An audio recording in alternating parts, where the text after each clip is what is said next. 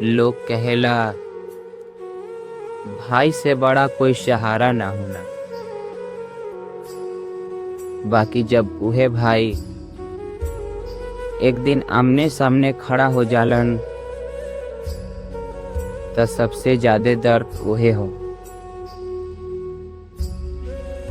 जी भाई बचपन में चले के सिखौलन, आज उहे दूरी ना पता। पहले एके थाली में खाना, एके बिस्तर पे सोना, हर खुशी के आधा आधा बांटना।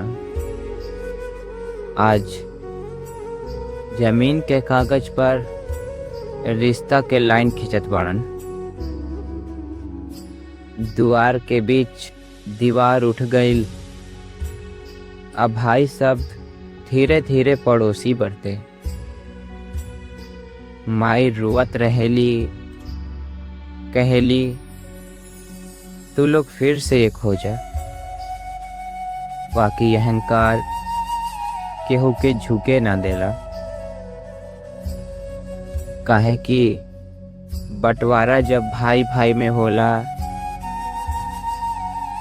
तो खाली घर ना पूरा रिश्ता टूट जाला। जमीन बांट के भले हमनी अमीर हो गई ने, बाकी भाई होके सबसे गरीब हो गई ने।